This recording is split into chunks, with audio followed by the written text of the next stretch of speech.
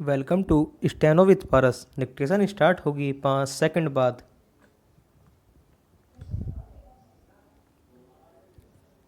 Start. उपाध्यक्ष महोदय, मैं समझता हूँ कि अब तक इस वैदेशिक नीति पर न केवल इस ओर के सदस्यों ने ही बल्कि दूसरी ओर के सदस्यों ने भी प्रधानमंत्री जी को धन्यवाद दिया है। इसलिए मैं अपनी तरफ से धन्यवाद देकर उनका बोझ बढ़ाना नहीं चाहता। पहरा, इसमें कोई संदेह नहीं कि इस सदन के सभी सदस्य, चाहे वे किसी भी पार्टी से संबंध रखते हों, इस बात से पूरे सहमत हैं कि हमारी विदेश नीति ने संसार में हमारा सिर ऊंचा उठा दिया है। हमने पंचशील के सिद्धांत को संसार के सामने रखा है। यदि हम उसके आधारभूत सिद्धांत पर दृष्टिपात करें तो हमको पता चलता है कि हमने संसार में एक जो सबसे बड़ा काम किया है वह यह है कि हमने तनाव को कम करने का प्रयत्न किया है। पहला, जिस समय हमने नई नई स्वतंत्रता प्राप्त की तो हमारे सामने बहुत से प्रश्न थे।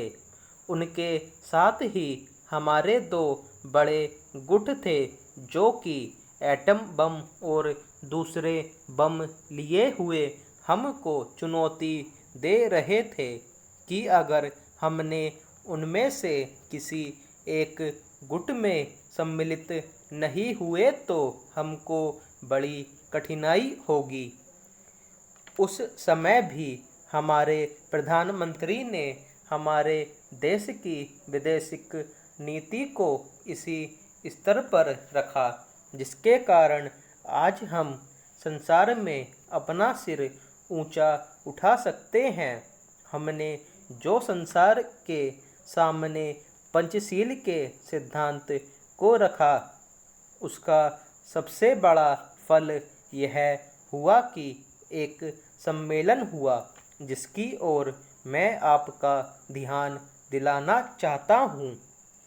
इस सम्मेलन में बड़े उत्साह के साथ संसार के 29 राष्ट्रों ने, जो कि एशिया और अफ्रीका से संबंध रखते थे, यह घोषणा की कि हम संसार में तनाव कम करना चाहते हैं और साथ ही हम यह चाहते हैं कि संसार में जो विभिन्न सामाजिक और आर्थिक नीतियां हैं वे साथ साथ चल सकें। हमारी वैदेशिक नीति में जो सबसे महत्वपूर्ण चीज़ है वह है सह अस्तित्व की भावना। उसी भावना के फलस्वरूप हम देखते हैं कि आज कोरिया का युद्ध नहीं हुआ, जो कि एक तीसरे विश्व युद्ध के रूप में परिवर्तित हो सकता है। हमारी इस नीति के कारण हमारे अमेरिकी मित्र हमसे कुछ अप्रसन्न भी हो गए, लेकिन यदि हम ऐसा न करते तो आज संसार को तीसरा युद्ध देखना पड़ता। मैं बहुत ज़्यादा समय नहीं लूँगा, थोड़ा ही लूँगा।